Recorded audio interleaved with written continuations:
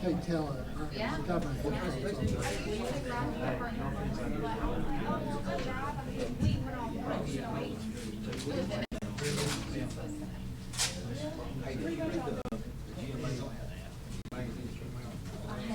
They put it in my box.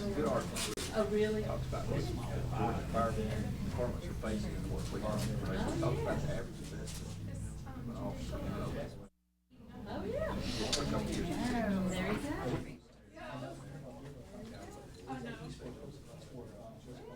The very front page it talks about what we had that October 3rd. Is that the one for? From 8 to 10. It just came out today. Yes, you do in October.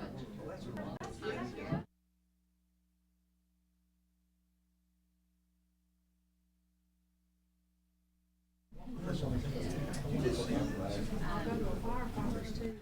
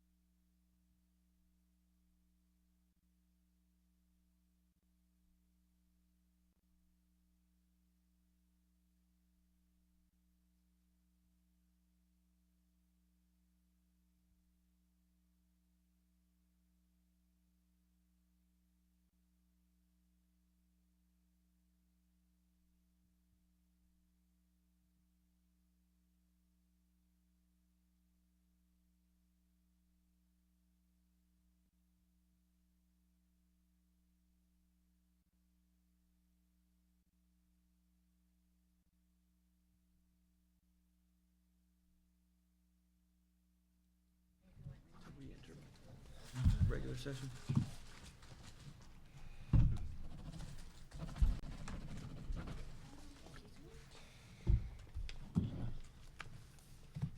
Have a motion, we reconvene. So moved. Second. Motion and second, all in favor, please raise your hand. We are reconvening. Okay, Haley, if you would put up the project list. All right, we talked last, probably November in this room about projects. I'll spend as much detail on this as you want. We had our I can't see that. retreat at Callaway in February and talked about the priority of these projects. You gentlemen voted to do the Bankhead corridor at $3.2 million. That was about the amount of money that we thought we could spare for these beautification projects at this time. Erica and company applied for a grant and were awarded that grant, and the money is virtually in the bank, isn't it? You got PO, you can draw on it, so it's not something we're waiting on. So that was $1.5 million. So that reduces that 3.2 down to 1.7, obviously. Now, there's things that we are semi-committed to. Well, you don't have to do them, but when there's grant money involved and other people in the game, it's good to try to capture that money. There's a Greenbelt spur planned from Tanner Medical Center to downtown. This would also pick up the Southwire complex. The cost is about $900,000. We have a $200,000 grant, or is the cost $700,000? It's $700,000. It's 7 with 200. All right, with the 200, so we're $500 in on that if you choose to do it. And there's a lot of people interested in that, obviously, because there's a lot of people that work in that general area. There's the Rome Street spur we've talked about. We don't have grant money for it yet. There may be some available at some point. I won't run through all of these. Now, we are committed. This is not an order of priority, by the way, except for number one is number one. We are committed to the stormwater on Dixie Street at $300,000, and I told you when y'all voted on it, that could run over. Tommy, what's the latest numbers at 310? Okay, and there are things that can go wrong in that kind of work, so that could go up, but you're committed to that. We did the Central High Road sidewalk at $40,000, that's why it struck off. All these other minor sidewalks, I'll talk about them if you want, but I don't think they're on your radar. And the Greenbelt spur from Alabama Street is a T grant. And we think it's going to be about $2.24 million. We've got $1.4 million in grant money. So the delta of that is what, $840,000? That will probably kick off next spring. Now, T money's crazy. You're dealing with DOT. It could be pushed out, but we really think that's a go. Do you agree, Erica? If we stay on track, which we are on schedule right now. But again, these where there's a lot of grant money, we'd like to capture them. I want to talk about a few more that, things that can come our way. We've got a major stormwater project problem around the Methodist Church, around Old City Hall Avenue, and I've got John Bass studying it now, and this is a WAG. I threw $400,000 in there. I don't know if it'll do it or not, but we've done our share of projects like this. It's probably pretty close. But that may come your way in the spring. It'll take some time to study that. Would that include that parking lot on Rome Street? Because that's right next to that, right? It will be included in the study. Okay. Now, you know what kind of work on the parking lot? Just there's no curb at all on the front and sidewalk and everything like that. We can probably pick up without a lot of Or with the a huge Greenbelt spur, expense. Yeah, probably. would exactly. So my question, and then we've applied for a grant for the Maple Street corridor. The number on Maple Street corridor is stunning. It's $6 million. And that's for phase one. For phase one. The grant that's applied for, who knows if we'll get it, it's called a TAP grant. That's a new word for a T grant, but it's $4.2 million. We have not been awarded that yet. But just, that's just another one to be on your radar. And then we put $2 million in here for a spur to Oak Mountain, and we've got no timeline on that. But at some point, we'd like to run a Greenbelt spur to the Mill Pond, Oak Mountain Golf Course area. So again, we don't have a timeline on that. We're not asking you to prove it tonight. Let me just go back up and ask you, this would be my recommended priority, but again, we work for you, would be to do Bankhead, and then it would be to do. Phase 1 of Bankhead. Phase 1 of Bankhead, right. Then to do the Tanner Spur at a cost of $500,000. Second. Okay. And then the stormwater projects we'll bring back to you when we know what they're gonna cost. But that's our recommendation. I know Rory would love to do Rome. Y'all tell us to do it, we'll throw it in the queue. Do you want it to be third? My question is, Tanner Stormwater, Tanner Medical Center. We talked about that a while ago. They had to, they have to redo a lot of their site design and everything like that. Typically, developers, when people come in and redevelop property, they do the stormwater, and I know that's a huge redevelopment. We talked about doing, in our last discussion, in our council meeting, we were going to pay for that stormwater. You That's actually correct. voted to do it. And it's up to 310. Is that what you said? Mm-hmm. That spur there, they already have to put in a 6-foot sidewalk along that whole strip. They're putting in spur along that strip. So So- this is This is our portion. they're building Greenbelt Spur along that whole strip. Along Okay. Dixie, they're paying for it at their expense. We just got tied in from Cross Street back around. Yeah, Through their park? yes.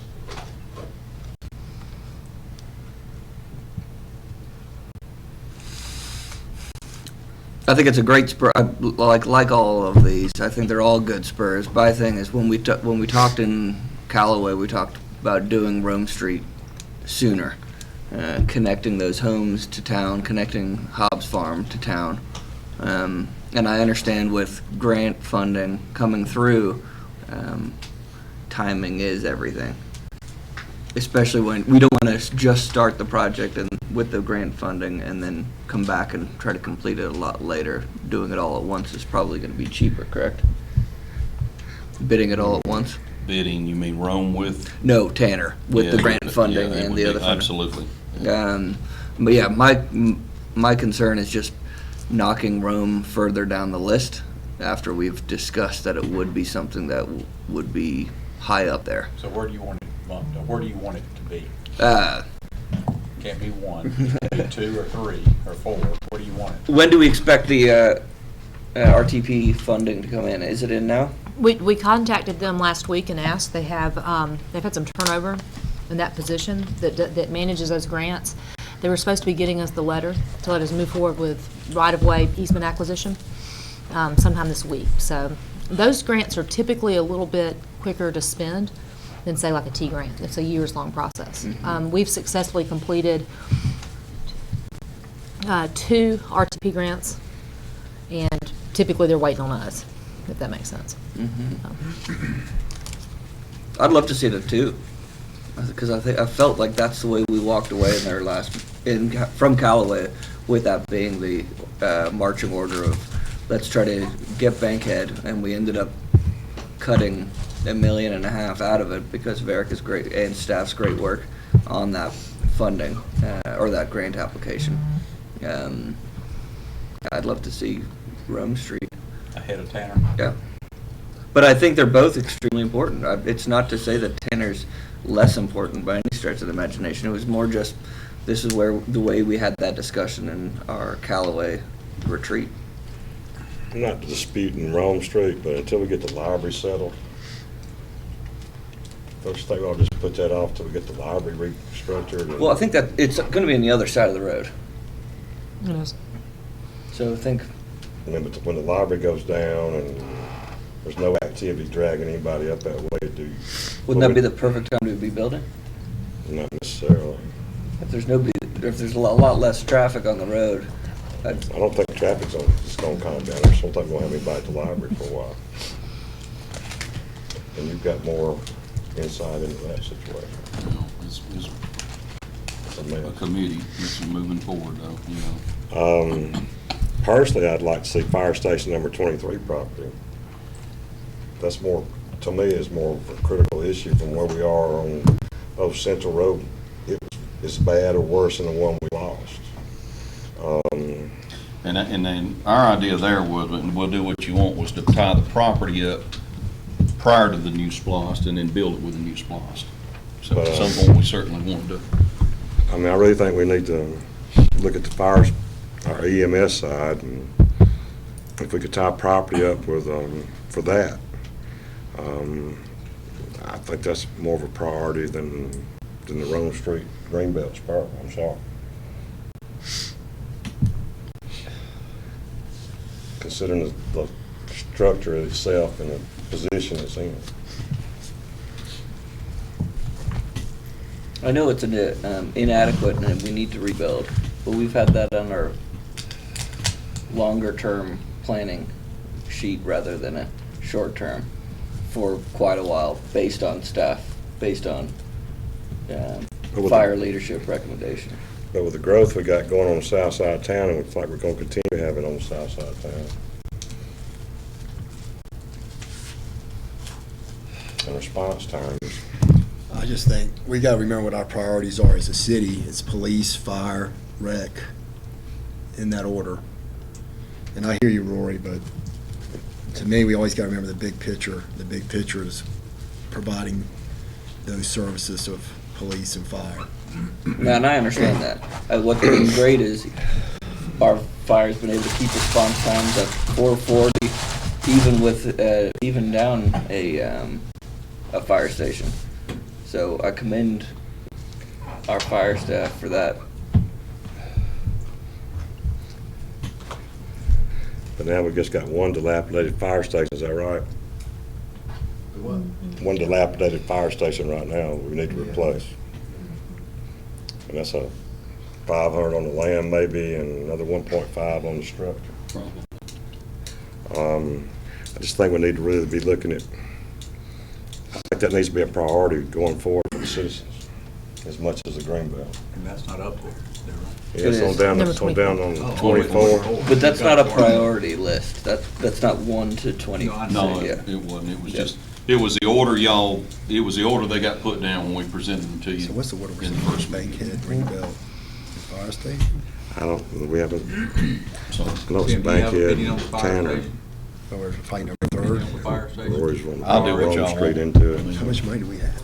Yeah, how much How much money do we have? you think we have to spend? well, I think you got $1.5 million. I think that With that grant, they got that grant back, so that's what I think you got. Well, I mean, the Bankhead is going to be 1.7. well, Correct. after, No, no. I'm sorry. You had Am I right, 3.2. Rory? after that, Yeah, we've after, got right. 1.5. So that's really 1.7 up there instead of 3.2. This- I'm so- Correct. yeah. Thank you. Yes. So right now, we've spent, Got 2,400, 2.4. mhm. If we tried to lock down the fire station property, that would get us up 2.9. That'd leave us $300,000 for trying to do something with the flooding on City Hall Avenue and whatnot coming up on stormwater. And that's gonna be about your money. You agree or disagree? Well, I mean, we'll gain more money by then, and then, of course, the 800-pound gorilla's a T-splosh. If it passes, you're going to, Do a lot of different. but it'll be a year before you see any of that money.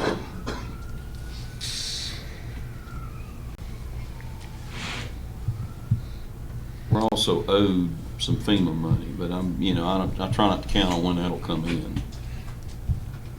Let us know, it was what, 2 years ago that we ribbon cut for the Greenbelt, and we'd planned on building a spur each year after that, and we haven't built any. Well, we're gonna put one in from the Tanner. Tanner.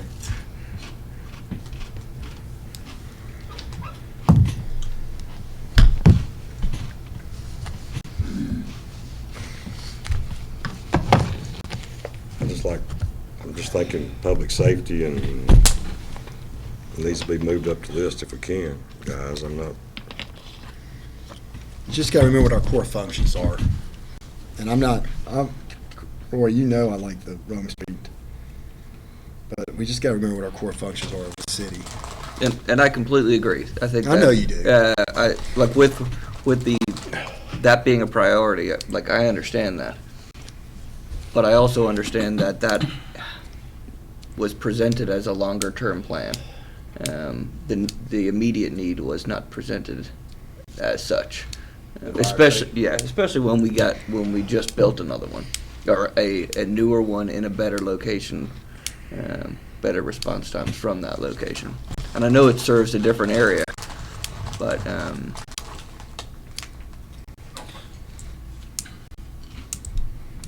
it's something to think more about. I think hearing from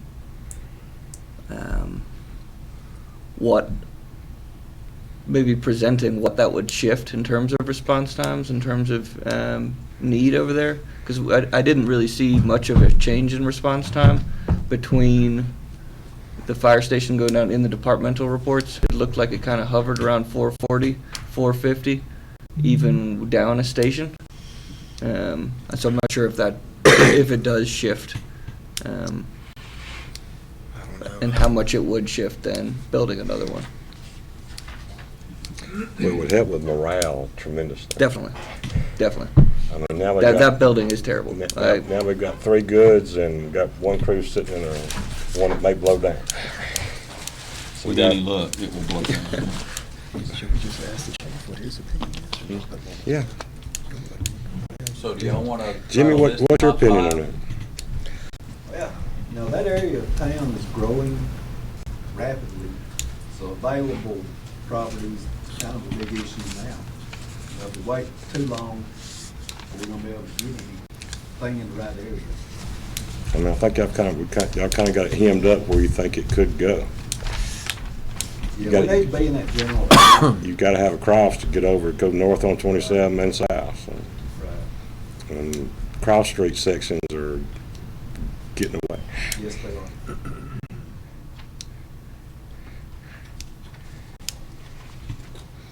I just think the EMS side and response for the hotels and park and the shopping centers and, like I said, if you go that way and you look at the drainage issues we got, there's always been on Old City Hall Avenue. Mm-hmm. I mean, 10 years ago, guys, we had line pumps up in there trying to put the concrete bottoms back in the pipe, keep it from just undermining. Mm-hmm. I mean, that's every bit of 10 years ago when Charles Polk was still there. It was probably 20, because I've been here going on 15. Well, Charles Polk and the city workers were Right. up under there with a line pump, putting concrete bottoms back in pipes because all the pipes had rotted out. And there's no telling what's going on in them right now. So that 400 is probably going to be a bit higher than that. Yeah. I had no way to know. Yeah. And the fact that whoever put it in scaled the pipe down, best I remember, instead of keeping it up. It not only does that, it runs, left, then up, then right, then back around. That doesn't, there are shortcuts to be made in the system that it's a typical higgledy-piggledy thing that got added to, so. Way back when Right. and that's when City Hall was down there, Right. when all that was put in. But I think that's your money, guys. So do we want to go through the list, prioritize? We all ready for that? Well, let me at least state what I heard that might be a priority, okay? Again, I think Bankhead stayed at 1. Mm-hmm. Number 2 is something you want to consider. Number 3 is something you want to consider. Number 24 is something you want to consider. And 25 is something you want to consider. Now, look, I hate to talk about 26 without Gerald being here, but let me just say that we threw $100,000 in for his products, and we may be back to you asking for more. It looks like right now, if we did them all, they'd be $316. I'd rather save that discussion for when he is here. But if we could just talk about items 2, 3, 24, and 25, and you guys prioritize that. And that's not to say that any of the other projects are not a priority. It's just in terms of short-term planning. Is there another one, Roy, you want to look at? Well, you know me. Yeah, I know. Just so you know, you already voted to do number 5, so we're counting that in the available money that you don't have to take that out of your 1.5 million. We already Okay. accounted for that. So.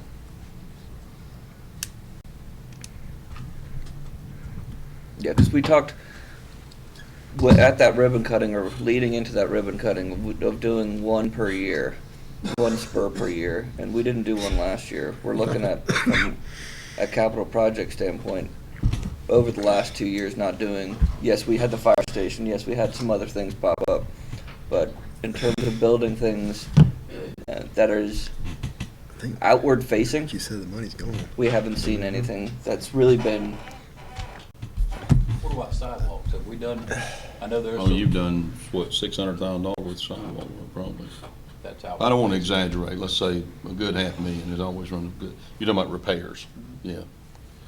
And you've done, how much paving did we do, Jim or Tommy? I don't know the dollar amount for last year, it was a couple 100,000, I think. Oh, Because of the weather, it ended up not being a big total. And the project, the infamous Maple project was Maple Press. 600-something thousand, wasn't it, so.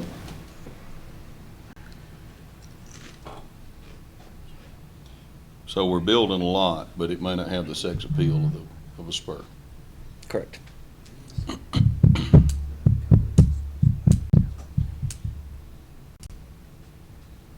And who did we, I know we did make a commitment, but when did we say that to who?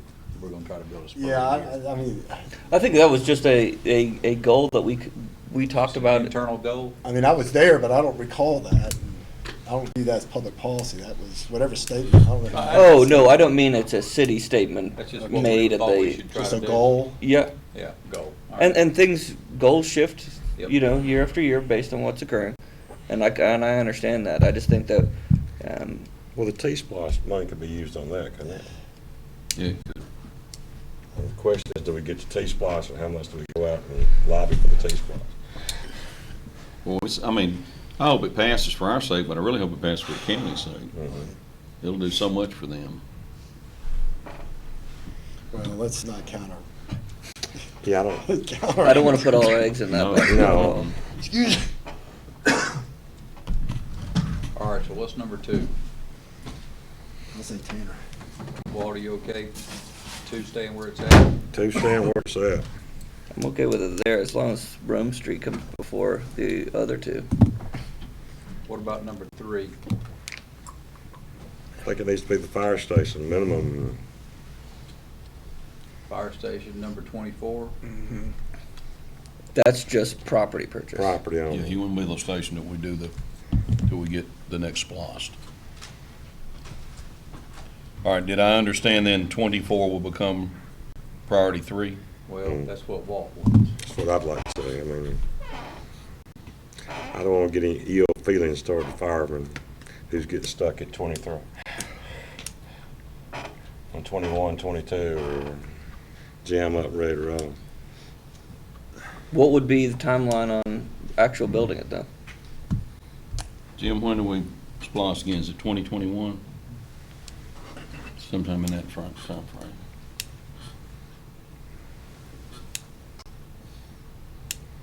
So we got a few more years of ill feelings. Mm-hmm. And if you get grants on the green belts, we can always come back and look at them. And I think that's what we'd like to see on all of them. But it has to be a priority though. Mm-hmm.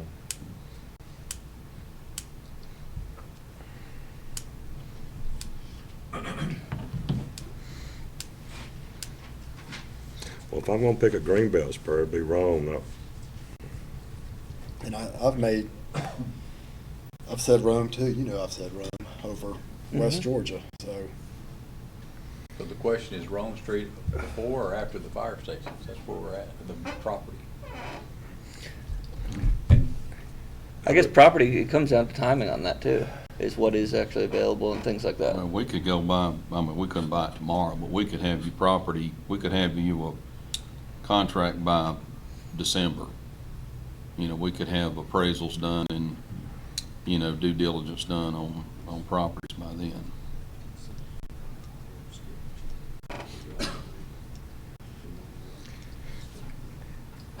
And being down that way other than Tanner Mercy, right across the street, basically. Jimmy, how many folks you think might be stopping in small medical down that way?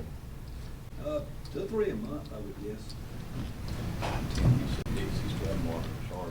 That's our second busiest You already, station I now. mean, it didn't end. Second busiest station? Well, why is it? It's 23? Because it's a project you were doing. It's not built yet. Oh, I know. Did we prioritize it?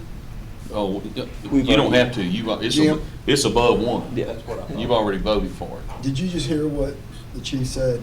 Can you restate what you said about Fire Station 23? They're the second busiest station now, right behind headquarters. And their call volume continues to increase due to the population in that area. How much county cooperation do we do off that one versus? That's part of our fire services agreement. Yeah.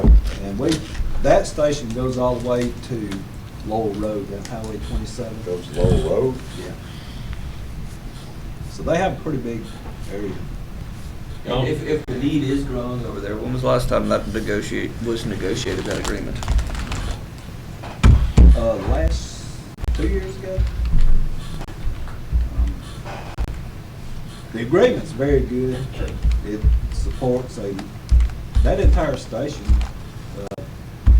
That agreement was formed in the 70s with that idea in mind. The county back then pretty much paid for all the people in the station, which was 12 people. And we paid for fire apparatus, the building. That was our part of it. And the county owns that land, by the way, so just in case you think, well, that's a lot we could sell, that's county. That was a real strange agreement. There's not a lot in writing, but that's what happened. It's worked though, hasn't it? Yes, worked very well for 35 years. Well, almost 40. And the money we're receiving from them is pretty much what it should be.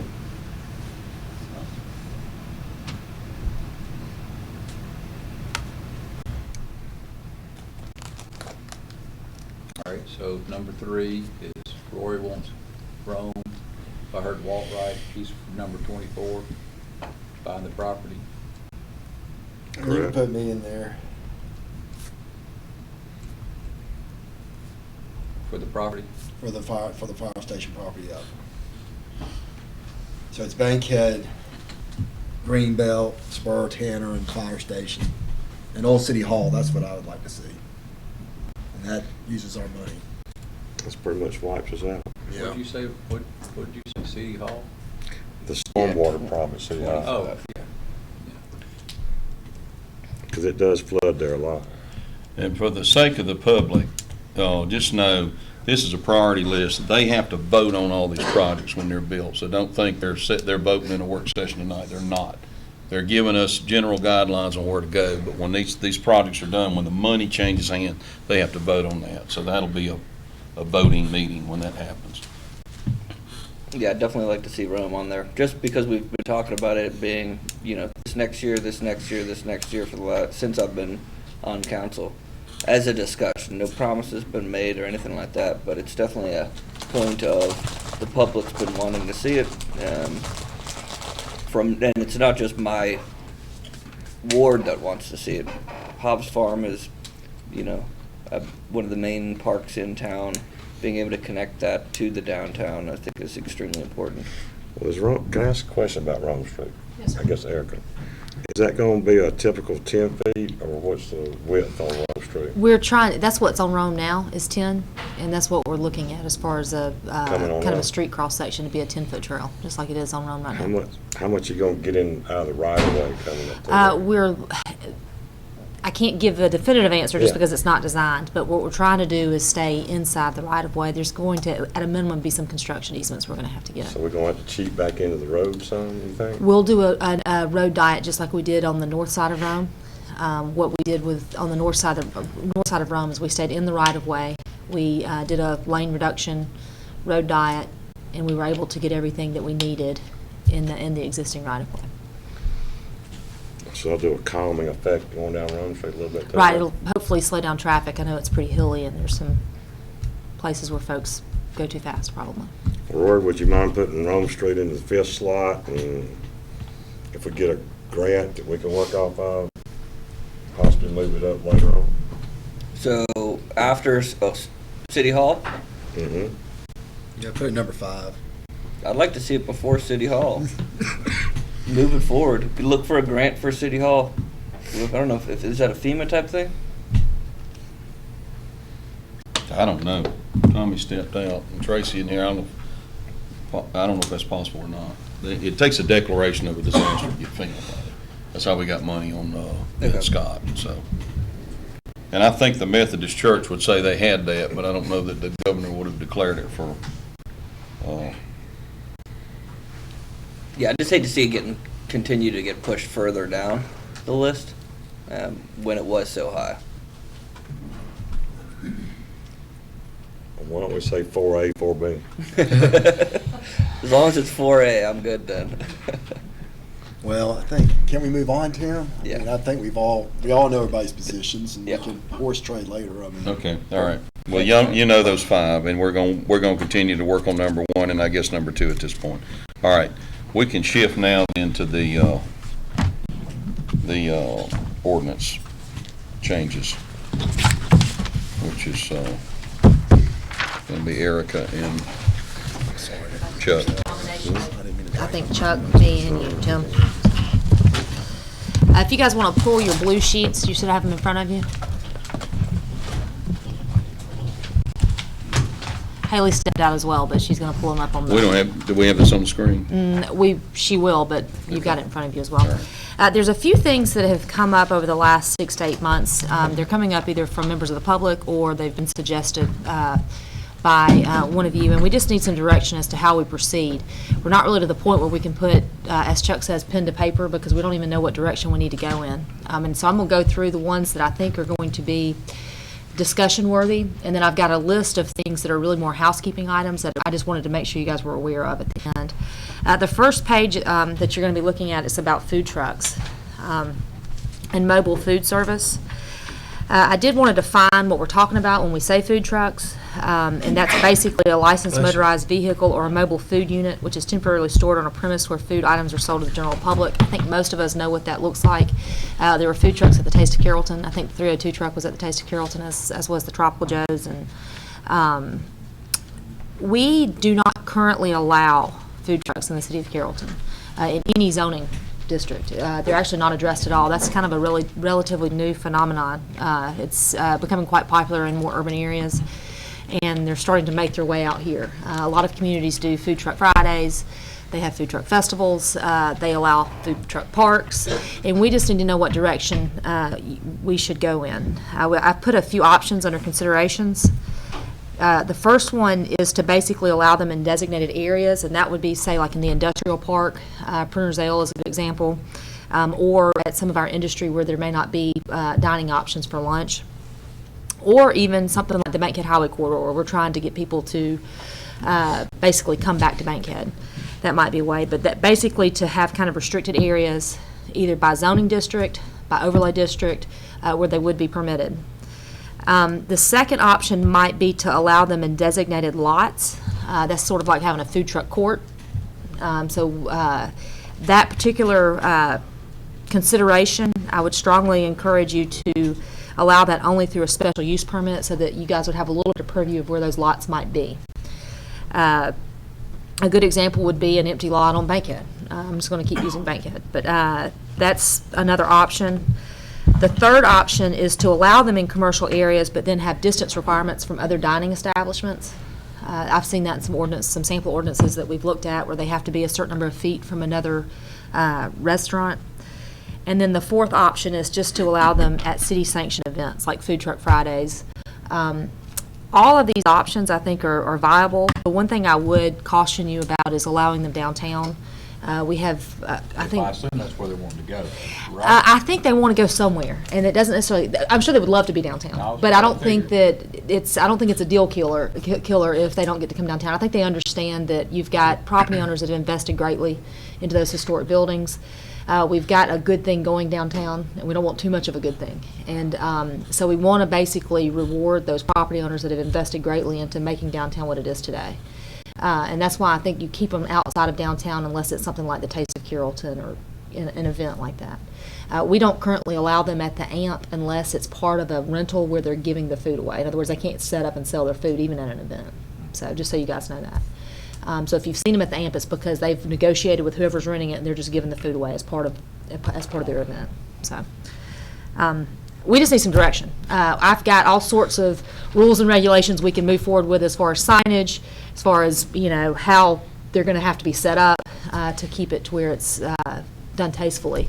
But we just need some direction as to which one you guys want to see. You may have said this, but who's pushing this? Every people? food truck owner within a 90-mile radius. So where are they, where are they wanting to go besides the downtown area? I was joking a little bit. We have had, our occupational tax clerk gets a lot of inquiries about permitting food trucks, and we don't have it addressed. And it may be that you guys want to say we don't want them, and that's a good answer as well. Where they want to go. Yeah. Right. Where do they want to set up? We've had them set up in parking lots. We basically chase them West around Georgia, town. though, or At West South Georgia, Florida? they do set up at West Georgia, and we do not regulate them on campus. We Yeah. stay out of their area. But they've wanted to go on Maple Street. They've wanted to go, I think they would go anywhere. They just want to be able to be part of the community and have an opportunity to. I like the idea of the industrial areas, like printers and stuff like that, and the other. The way I think about it is like other industries that don't have dining options. I think that's a really great, solution for some of that. I'd say it wouldn't be on a everyday sort of basis. It would be like once a month or every week or whatever it might be.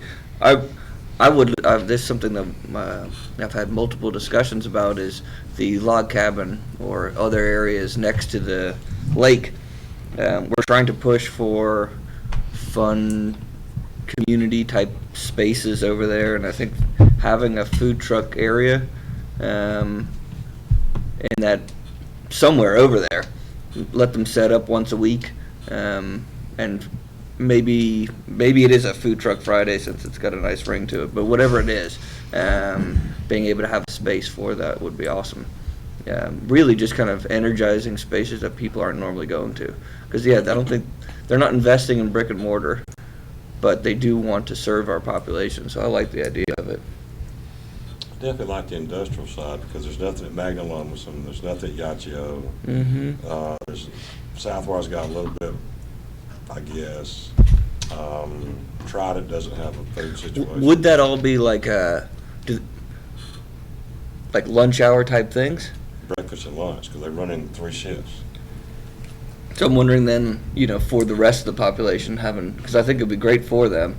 They can either walk over There's just or. nothing over there for Yep. people to run to quickly to go get anything to eat. Mm-hmm. So anything we could help the industrial side, as far as the employees got 30 minutes to get something in, get something back out, and get back to work. And it'd be up to the industry. They couldn't pull over there unless the industry allowed it. So if the industry wanted to come in there, they could do it. I like that idea. Or if there was a spot down there they could set up, I don't know. Would y'all like to allow it as a permitted use through the special use permit process as well on designated lots and other zones besides M1 and M2, or no? Yes, because I think we're going to say, here's some spaces that we're thinking of, but they're going to find a place that they're going to like, and I'd like for them to be able to apply for it if they think it's a good spot for them to sell. That way you're looking at it on a case, and this wouldn't be a single food truck. This would be a court. Somebody would come in and apply to have a food truck court in a specific area. But I'd also like us to say, here is an area that we allow it to occur, and It's got to be on our property though, right? no, I think it depends. Private property. It could be on their private property. They would just have to have the final say of it. Themselves. Or the The owner. property owner. Yeah. We can allow them to allow Right. to set up. But I'd love to see it, right there on the lake. Let people go hang out and until somebody's ready to invest in putting a restaurant space there. Let them set up temporarily. Let's get some people. Hot wing. Yeah. There's a log cabin space for sale. If y'all want to sell it. Have we moved Jonathan? Everything's for sale. Have we moved Jonathan to depot yet? We're waiting on the contractors to finish the depot, so. That'd be a as soon as nice. we're ready to go. That is one of the most underutilized spaces in the city. It's right there on the lake. I think it'd be a really great spot to energize that area, activate that space. Well, I absolutely think it's needed in the industrial areas. Oh, yeah. They got no place to eat. Mm-hmm. And they could, any industry that wanted to let a given truck come in, set up in their parking lot, that'd be a way to feed their folks. I mean, you've even got industry building these, when I say industry, you've got, I think Tanner's got a food truck, or they're getting one. The school system now has a food truck. They were at the Taste of Carrollton. Oh, yeah. So if you want lunchroom food, yeah. Yeah. So, Do they have ladies in hairnets? I didn't go to that particular food truck at the Taste, but, so, I don't know. Well, we'd like to see something going on in the industrial part regardless. So what I'm listening to is maybe allow them by right in M1 and M2, and then a special use permit if somebody wants to create a food truck court, that's hard to say. And we'll put that as a permitted use on the use table. Let's do a special use, okay. All right. What would it take to put it over there at the log cabin? Is that part of it? Well, that's our land, so that makes it a little easier as far as the application process goes. No, Do we want to say, I guess that would have to still be an application? Because we we'd would have still need to allow for approve per- it, yeah. wouldn't we? I mean, we'd want to follow our own rules. Give people the opportunity to give input, that's That's what. a good idea. Erica, Right. when you do all this, I just ask, everybody might disagree with me, that you don't do it as an omnibus modification of the UDO, that each one of these items that you have on here comes as a separate Resolution? resolution. Okay, no, and these are so different, that's very good advice. So, all right, the next thing, number 2, accessory dwelling units. This is something that I know I've talked with Rory about a good bit, and it's come up a few times in some of our in-town neighborhoods. There are some existing accessory dwelling units in our in-town neighborhoods that have just been grandfathered in forever, but once again, what's an accessory dwelling unit? It's a residential unit that may be situated within an attached or detached structure located on the same tract as the principal residence. On your left-hand side, you'll see what our current ordinance allows. And basically, we allow these in ER1 and ER3. That's our estate residential zoning districts. There are larger lots. The kicker, though, is that second bullet point. We don't allow them as basically rentals. In other words, I'm sorry, not the second bullet point, the third. It has to be utilized basically by visitors and relatives, and so it can't be a bona fide kind of rental property. It's got to be basically, kind of Grown just a kids, support of the single family. What'd you say? grown kids moving back in. Well, they can't pay you rent, so. Don't Yeah. even Yeah. joke about that. But accessory dwelling units aren't permitted in any of our smaller single-family single-family zoning districts. So RS10 up through RS20, or R20, they're not allowed. I pulled this straight out of the city of Decatur because they had a pretty concise ordinance, but these are just some considerations to think about. If we were to look at it, I know Decatur limits it based off of the size of the lot. They only allow one ADU per lot. This is something I've argued, I think, with Rory about over and over again. But I'm just going to throw it out there. They also require that one of the structures be owner occupied. So it's not just a rental situation. It's a situation where you've got the property owner on site. So, I'm not going to go through all of these, but these are just some of the considerations. If you guys want us to move forward and start looking at a draft of an ordinance, we could do that. We can hold off on it. I just need some direction. So today, you can't rent out your separate garage building to a renter, Correct. period, Correct. Or your basement, or your anything. even part of your house. Even if it's part of your house. So this would be either. A lot of people in violation. There's a ton of it I all might over be one town. of them. At one point. Um, I didn't know that. And like I said, there are many existing, what we base it on right now. We have to do a little bit of detective work. Typically, if they've got 2 water accounts, we have deemed them grandfathered in. And I don't know if that's the right way to handle it, but that's just one thing that we've found to be, if they've had that, then typically it's been in place for a good while. So, but there are ones that exist today in single-family districts.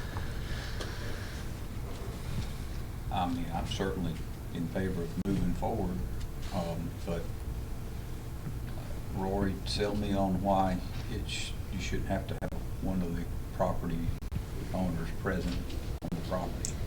The way I picture it is it's just 2 units of property. There's one in the front, one next to it, wherever it might be. And I think historically people will say, oh, renters are terrible at living in spaces and they run down the property. But as long as the property's maintained well, which we can do through other UDO and code enforcement pieces, then the level of maintenance or the level of quality of these pieces of property can be at a rate or at a quality level that is they're not going to be slums.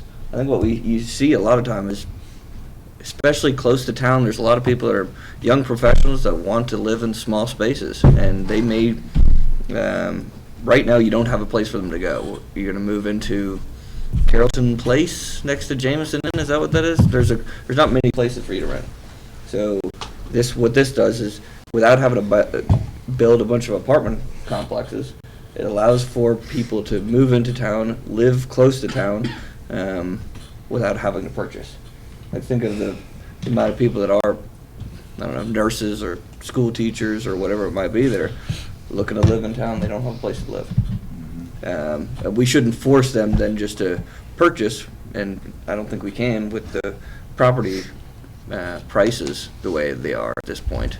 So instead of it just being let's make sure that they live in apartments, so this is another way for them to live. And I think it's a great opportunity because, as we know, neighbors call on their neighbors and say, hey, they're not doing this thing right, they're not doing that thing right.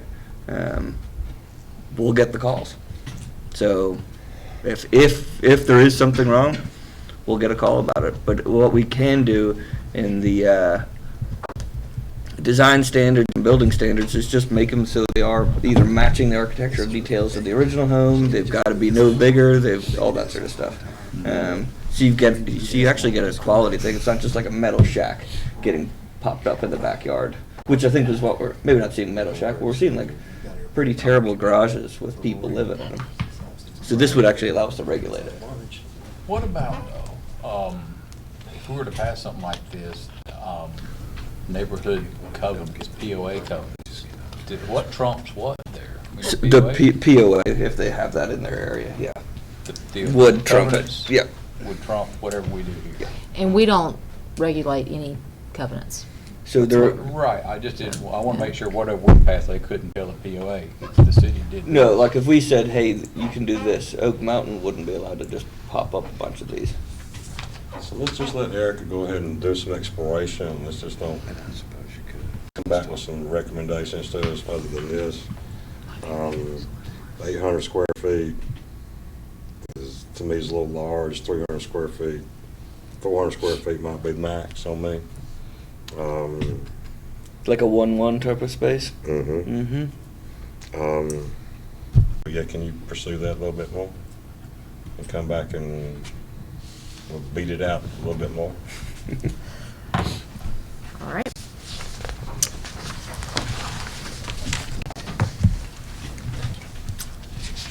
The next item I think is near and dear to, I think I've gotten complaints from almost everyone sitting at all of these tables about temporary signs at one point or another. In our in our Unified Development Ordinance, we define temporary signs as real estate signs, construction signs, real estate directional signs, weekend directional signs, and then that last one is the one we get the most complaints for, and that's special event signs. They can either be ground signs, they can be banners. All signs that are permitted should always be out of the public right-of-way. I know some that we get complaints about are in the public right-of-way, and we have been able to, I think, effectively handle those. Currently, our ordinance allows the following signs without the issuance of a permit.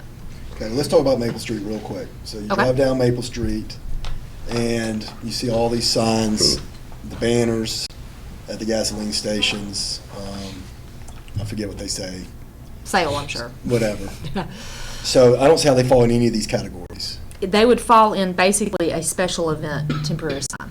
So if And you're, how long does that event get to last? 30, 60 days? well, our ordinance is a little bit contradictory. Even if y'all want to keep it the way we've got to fix the ordinance. Because in one section under special events, you can have 15 days in a 6-month period. In one section, you can have 60 days in a 12-month period. We use the more restrictive of those two at this point. At this moment, we use the more restrictive. So 15 days in a 6-month period, and that's in the provision for our special events. So that would be sales. Maple Street's a good example because there are a lot of violations. We currently require them to pay $1 per sign when they get the permits. Those special event signs are the only ones that we require permits for. So real estate signs, separate. political signs, construction signs, all of those are not required to have a permit, and we were absolutely not suggesting that change at all. So the primary focus of this discussion really needs to be with those special event signs.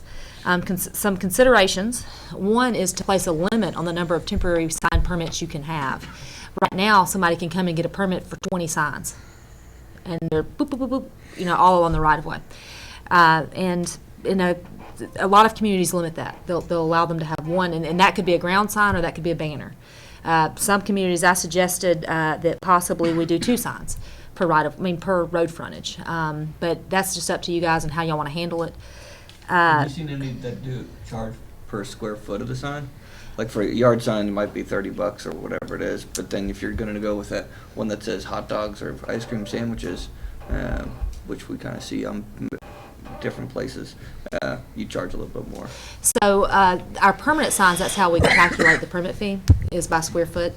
I've not seen it, but I've looked at a few different ordinances when it comes to temporary signs. I've seen it by the sign. I'm suggesting a $30 flat fee because it's easy to regulate, and we don't have to worry about folks fudging. So it's just $30 if you want a temporary sign. I'm seeing a lot of trailer signs, and I don't see that is mobile on here. What do you mean by trailer signs? Well, I In mean, the back of someone's truck? huh? In the back of No, someone's? it's like on a trailer, but it's like a little small billboard. They drive around. Those would be considered temporary signs. That'd be a Just be- temporary sign? Yeah, just because they're on, I believe, would you not? Yeah, I mean, I think the ordinance is meant to talk, I think it really speaks to signs that are put in front of a business as opposed to something that people ride around in. I mean, I don't know. I mean, I'm talking about trailer signs, like there's a lot on Maple Street come up over at Mellow Mushroom and That they just They're just put up stationary, place there. people bring it in. Yeah, yes, I would agree. that's And what we I'm- can clarify that in the ordinance so that's that what there's I'm no referring to, question. was trailer signs. There's, Yeah. they're to on make mount on a reference to trailer, it, they're yeah. mobile, but mobile signs didn't have a category. Okay. Category. We So will are gonna include keep- those. We're gonna keep allowing them, or? Make it a temporary piece. I think they could be viewed as a temporary sign if they want to use that as their temporary sign for their 15 days and 6 months, if that's the time frame you guys choose. I'll tell you, when we start reaching out to these businesses, you're going to hear from folks. I had the opportunity to go through this whenever Athens cracked down on their sign ordinance, their temporary sign ordinance. And what we did, and actually what I'm suggesting, is we actually impounded signs that were in the right of way, and if they wanted them back, they had to pay $30 to get them back. Because you see a lot of special event signs for 5Ks, for golf tournaments, for yard sales, for all these things are in the right of way. And if they're in the right of way, we want to go ahead and be able to pull them up, impound them. If we have to keep them for 30 days, we'll tag them, and then we can dispose of them after 30 days. But that's going to be the quick, because we're out in the field. I mean, I'm out in the field. Tommy, that whole group is out in the field, and we can all participate in collecting them You gonna do when the they're in the same right thing of way. with political signs? What'd you say? You gonna do the same thing with political signs? No, political signs, they have their own separate set of provisions, and we're not suggesting that we do anything with political signs right now. So they can't be in the right of way. Other than what it says now. Right. They can't be in the right of way, but we're not suggesting anything different on those. I think it's a great way to get rid of some clutter. Yeah. What about the use of streamers and balloons? That's another one. I'm sorry, we get these questions. I know everybody in the room knows what a streamer balloon is, but tell me what a streamer balloon is. What you're envisioning a streamer balloon is. A streamer is typically a long string with flags on it that they'll hang from maybe light pole to light pole. Okay. Balloons you'll see sometimes attached to Car dealerships. car dealerships. You'll see them attached to, if somebody's having a special event, they'll attach them to their primary sign. I mean, already did. But you're not talking about the From big the- massive balloons that you see car dealers have. I am, I'm actually, I'm talking about all of it. All of it. And the reason why is because we get these questions, and I just need to know if y'all want to continue to allow them. We can allow an exception for car dealerships, you know, I don't really care, I just need to, we need to be able to define it in the. I mean, we're gonna include tying a balloon on an antenna sitting on a car that's in his lot for sale. Is that gonna be also inclusive of that? What did you say? Like if Mike Bell and Walker inside their property line behind the right of way, are we gonna say that they can't tie balloons on the antennas of certain cars they're trying to spearhead? We can say whatever, we just need direction. That's all, I that's all guess we're looking then for. it goes to, are they allowed to put the spotlight up in the smoke machines, what, you know?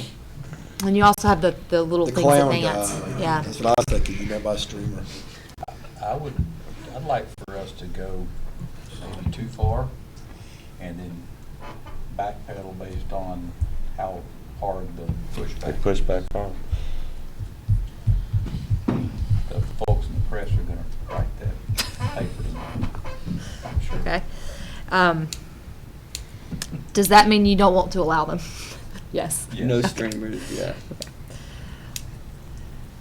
As far as the time period, like I said, we've been doing 15 consecutive days in a 6-month period because that's the more restrictive in our ordinance provisions. Is that means they wouldn't be able to get but one permit, basically, Every 6 every 6 months, so. I'm okay with that. We're trying to reduce all that clutter that's there. Yeah, but you gotta do a balancing test with the merchants. Well, they're gonna say they need it. Well, they are the ones buying the license. They are buying a business license every year. Rory, my dad, having his Verizon stores, he was adamant that his The banners clutter sold. sold phones. They Really? brought people in. And he was irritable at cities that micromanaged it and got rid of them. I hear what you're saying. You know I'm in agreement Yeah. with you, but we just haven't had some No, sort of balancing I test. guess the way I think about it is, it's the same thing with every gas station needs a 40-foot tall sign. Yeah. But, because that's how they're gonna sell gas. They're gonna say what they need to, but at some point, we've gotta say, well, what do we want in the city? I mean, there's a laundry pole flyer out there on Bankhead next to my building that's been aggravating me ever since they put it up, so. I think it's Sounds been like up- you're on board then. I think it's been on there for a couple of years now. Perfect. So how much direction do you need, specific direction? 'Cause I mean, I like your consideration. I'm okay with the 15 consecutive day every 6 months, and I think for right now, and I think we can have it as a point during, Quarterly? That would be 30 days. Huh? That would be 30 in 6 months, basically. If we did it quarterly. Quarterly. No more Quarterly? than 15 consecutive 30 days. and then the money that we get in from all of these can go towards beautification and cleanup of those corridors. I think he's saying 15 In in every 90 days. Oh, okay. Yes. Instead of 30 and Which- 60. 30 I mean, and 36 months. Okay. So you could have up to 4 a year, Yeah, that would give each them. one of which can That would exceed give them 15 Christmas, days. that'd give them Valentine's, that'd give them something, some kind of 4th of July. Would y'all be comfortable saying for a year? It's going to be easier for us to regulate versus doing 30 days every 6 every, months. yeah. Is that okay?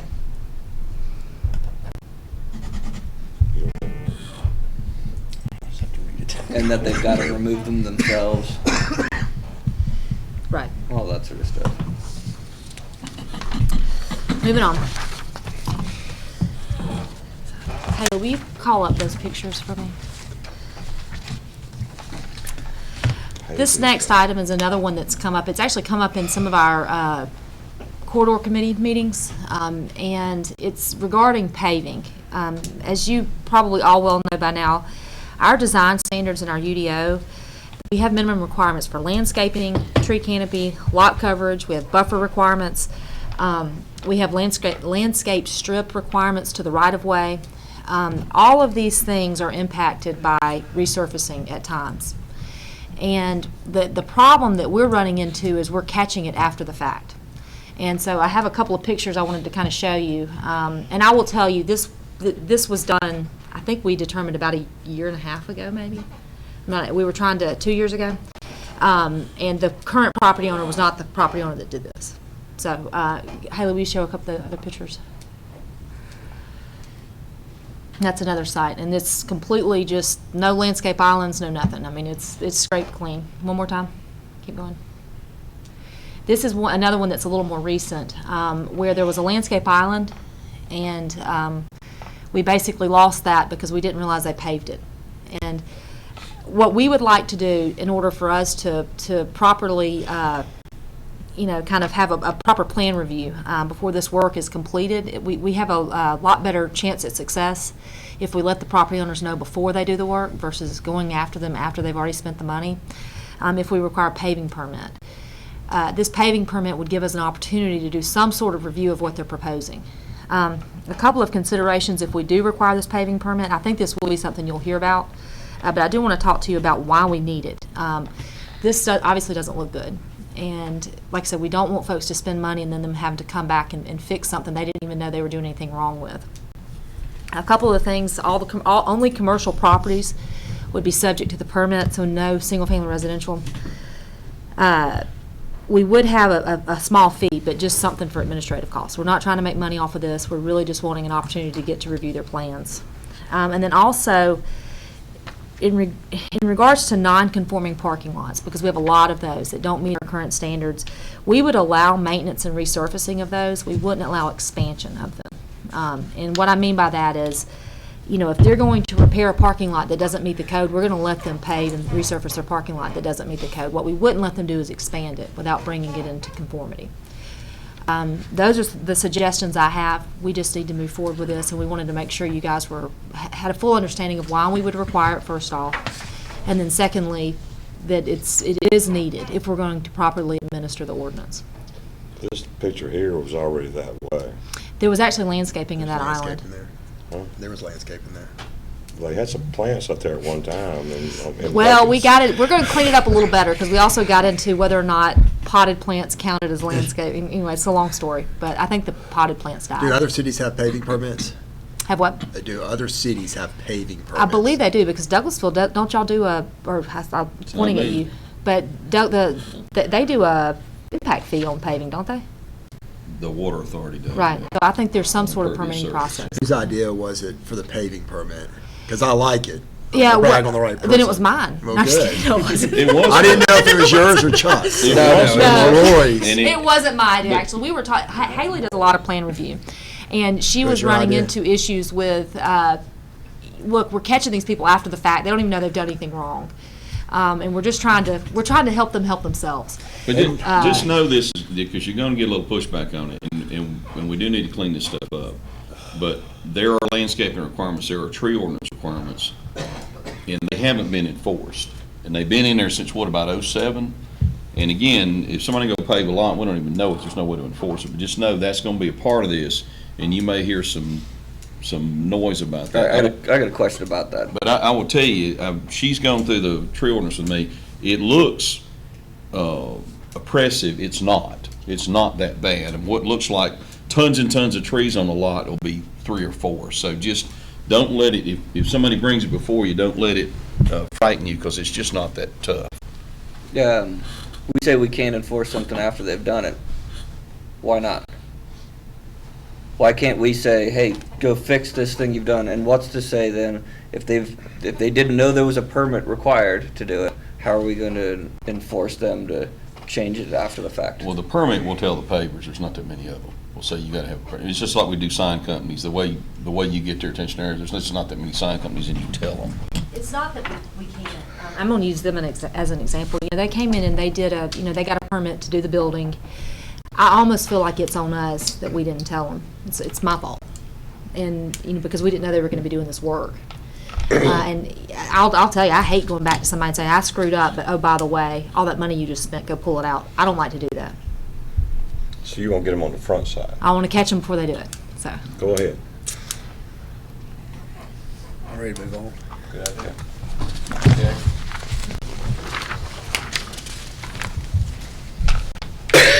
All right, we had a couple of things as far as single-family and townhouse design standards.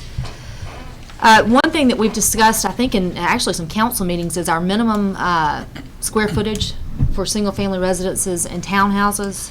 There's been a discussion about reducing that square footage. Right now, it's at 1,250 square feet, and we have talked about reducing it to something under 1,000, but not tiny home size, is what I have heard from this group, I guess I should say. We're at 800 square feet. Y'all just tell me if y'all want to move forward with this. This would allow some flexibility in design. I think that you've got kind of a trend to do smaller homes. If we do that, we've also included a provision to basically allow a smaller lot size, which would be an 8,000 square foot lot size. There wouldn't be anything on the map, but we would at least offer it as an option for rezoning, which would better suit the 1,250 square foot. Did we let John Denny do something smaller on Cottage Hill? What We did he, did. what was he allowed to go to? Did he go down to 9 or 8? It varied, but it was, I think. He had he had like just 10 or so that were small home lots that Is were. it 1050 or something? No, it was smaller. It was smaller than that. I think 900. Yeah, I think it was 900. But I'll tell you, I think that they are not exercising that option. Oh, okay. To the best of my knowledge. Didn't I hear one time before, when back in 16, that 1250 was about the smallest square foot we'd come out on tax situation or servicing? I don't remember that. The property values have gotten so high now that we're over, almost any single-family home is over that threshold where we're breaking even on service. Mhm. I don't know that you can build, I don't, I'm hearing numbers that just frighten me on construction costs, so. They have gotten outrageous. And I know, again, I go back to John's, and the numbers I'm hearing there are like over 350 for those homes. Mhm. I'd like the third item to get stricken from the. We're not there yet. We're not there. We'll talk about that in a second. Let's talk about the square footage. Do y'all want to see this as a resolution Yes. to allow for smaller homes? I'm okay with it. Is 800 square feet the magic number? I mean, are you guys? That's I mean, pretty little. It is small, but we've had 800, some. that. There's homes near downtown, like in my ward, that are roughly that size. There are houses It's like down a there. 2-bed, 1-bath. Those mill houses are 800? Yeah, about How old are they?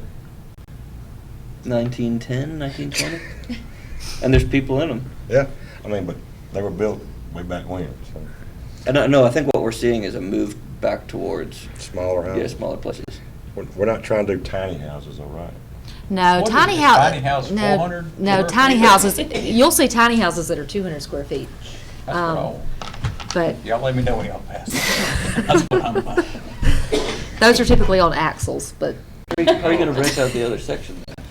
so Do you have developers that mention wanting to build we actually 800? have talked to some developers about smaller homes. 800 or uh, 1,000?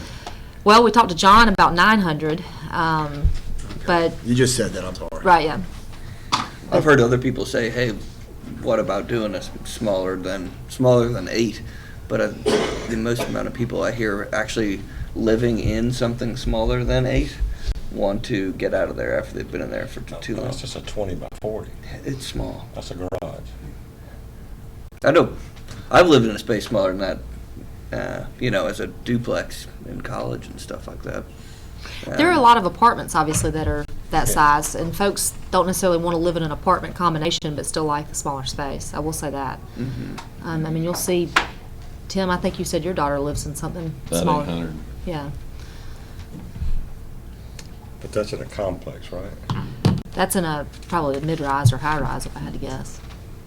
What about like fourplexes and low rises? That would be more multifamily? That's multifamily. Okay. So. So you're proposing create an R8 zoning district for this? We would put it on the map, just like we've done some of the others, so you guys would have to zone it to R8. But that lot size is going to be probably better suited for the smaller homes. It's just something to consider. We don't have to do it. We can do the reduced home size and leave the zoning district alone.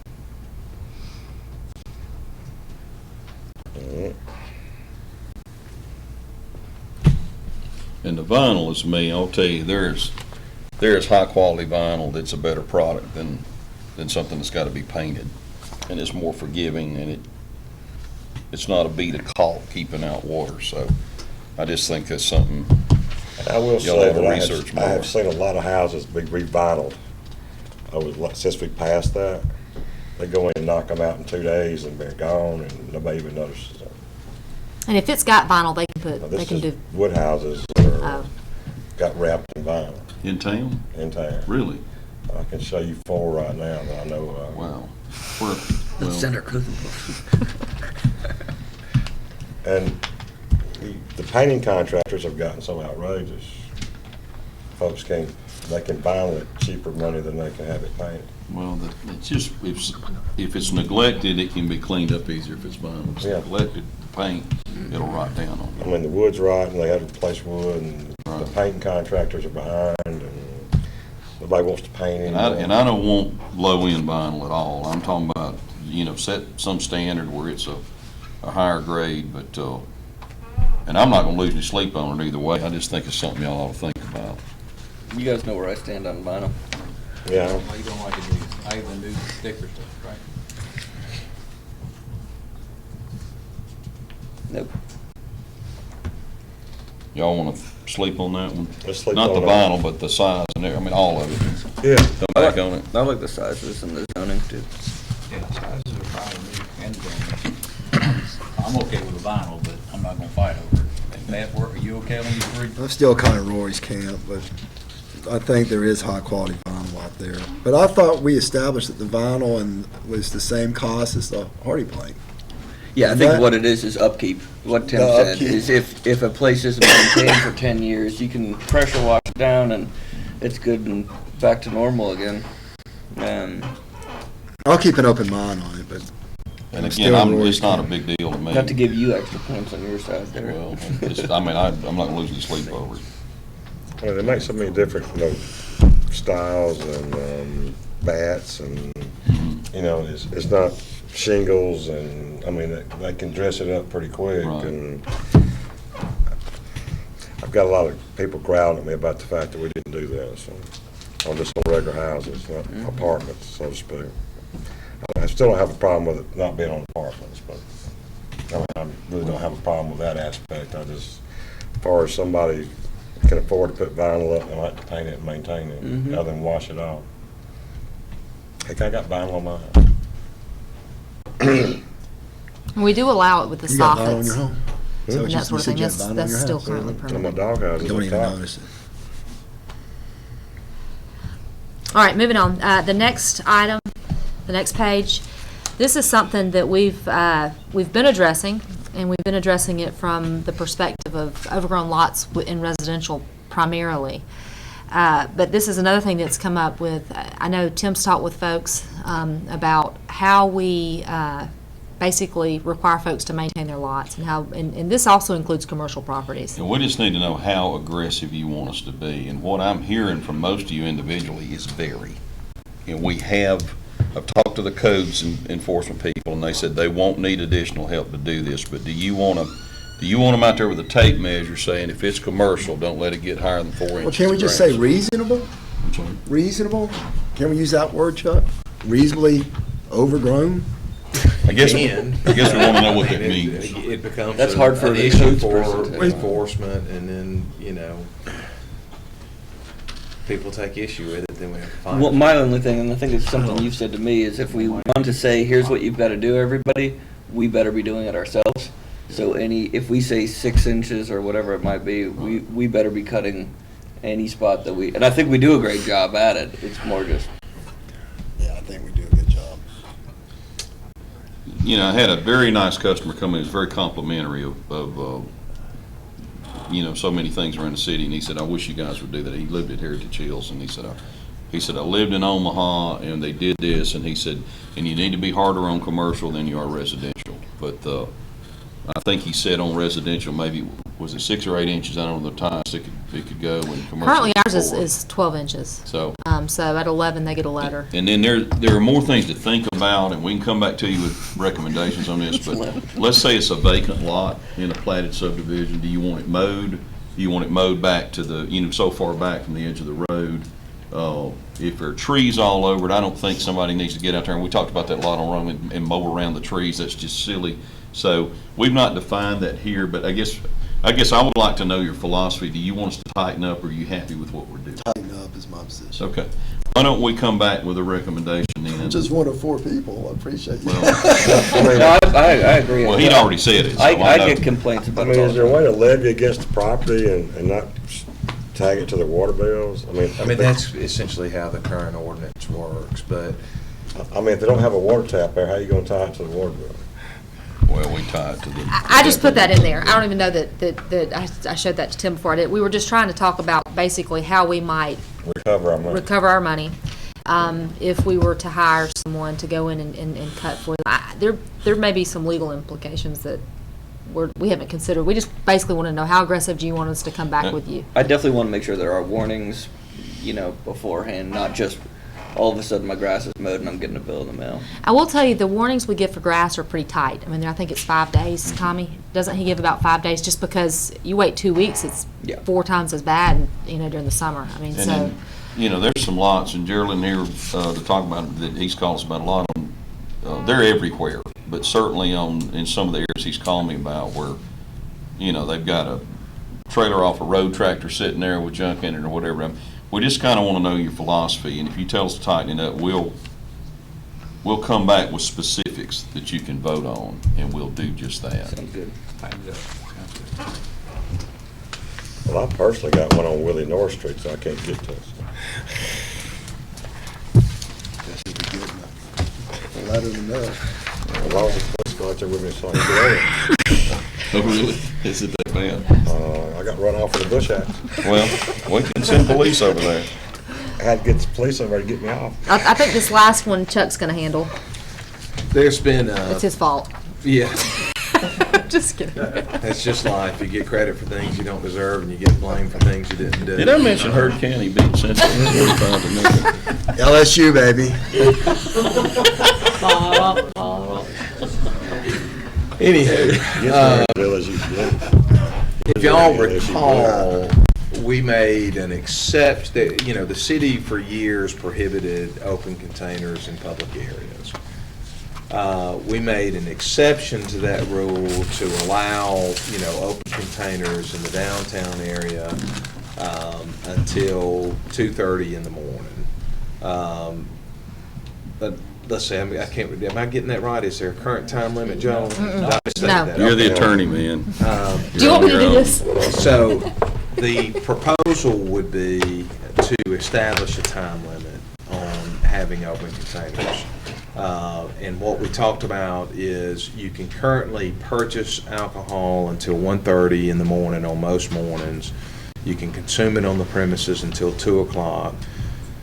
That we would prohibit open containers on the square in the public area starting at 2:30. So you couldn't be out there at 4 o'clock in the morning. I don't mean to speak for Joel, but I think the idea from an enforcement standpoint is we've got people that are out there that are drinking on the square until the wee hours in the morning, whether they purchase the alcohol from a downtown establishment or not. And this would give us a way to get them off the square at a, reasonable hour. And what we would propose is 2:30. You could always come back in later on and tighten it up if that didn't, address the issue. I'm fine with that, but why would we not, if they can't buy after 1:30, why wouldn't we just stop it at 2? We actually met with the restaurants. We invited all the downtown restaurants to a meeting, but how many did we have show up? About 4? And then I actually spoke with some others individually that did not show up. And their biggest concern was that basically there wouldn't be any sort of buffer, because last call was at 1:30, but you can get 2 drinks. Mm-hmm. And it gives them time to basically consume whatever they've purchased. The restaurants were absolutely in favor of 2:30. We can always tighten up, but everybody kind of agreed to that, if that Gotcha. makes sense. I think the police officers agreed to 2:32, that would at least help. And it may not be tight enough. It may be that we do have to come back. I But think it's a good way to look at it to start. We didn't want to encourage anybody to just jump in their car and leave if they're under the influence. Sometimes it takes a while for them to get a ride up there. There's only maybe 2 or 3 running that time of night. So And this is Felt just like a- 230 was a good it's compromise just- with the owner. It's just open container. It's not trying to kick them off the square or anything like that. No, it's not any sort of curfew. It's just a matter of, we've got folks up there at 5 o'clock in the morning drinking. Really? Yeah, I'm not one of them, but yes, apparently so. Surprisingly enough, she's not one of them. But there's fights, there's all sorts of issues that come with that. The intention behind the ordinance was to, create an atmosphere that was kind of a courtyard type atmosphere where folks are buying from the restaurants. People are obviously not buying from the restaurants at 5 o'clock in the morning. No one really benefits, I feel like, having folks up there that late drinking. I'm okay with starting at 2:30, cutting it off at 2:30. Yeah, that's fine with me. Yep. I mean, that's what's written. Yes, absolutely. What time is it in the morning? I guess when is 7 a.m.? places that I think it's start at I serving? think it's 11 they start 11. back I drinking. thought that was on Sunday. No, No, it's 12:30 on Sunday. Yeah, on Sunday. 11. Yeah. 11. There's something at 7. Maybe that's 11 during the when week, Monday through stores Saturday, can- and 12:30 on Sunday. All right. All right, the last thing, these are more, and Tim just wanted me to kind of give this to you guys. I'm going to run through these very, very quickly. These are just cleanup. These are cleanups Yeah. that we're going to be doing, that you're going to see. And I want to ask, if it's okay, I wouldn't mind consolidating these into kind of an omnibus resolution. Unless there's one you want us to pull off, we can talk about that. Real quickly, our daycare facilities ordinance is very confusing, and so we're going to clean that up a little bit. There's not going to be really any change, noticeable change to what's permitted and what's allowed. It's just going to clean it up from our perspective, and it will help folks that are in that industry better understand our ordinance, because we don't understand our ordinance. The personal care homes, there's a requirement for fences. We want to require that. However, we want to give the city manager the authority to waive that, if possible. There are certain circumstances where it's not needed. We had Bobby Holcomb, who y'all all know, do a home for mentally impaired, and he said a fence just made it seem like a prison, and we're trying to mainstream folks, and it just wasn't the right way to treat them. So that's really where that came from. The two houses on North Lane. Yeah, I think so. And I'm just going to run through these real quickly. The standards for lot area, the maximum percent of lot covered. Currently, commercial is 55%, and that includes everything. Right now, we're just reviewing it based off of rooftops and not everything, and so we're going to clean that up, define what lot coverage is, and we will wind up increasing commercial slightly from 55%, and we're going to increase industrial slightly from 50%. Design standards.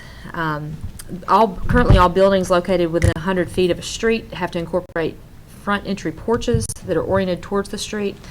And we want to incorporate front entry porches on all buildings.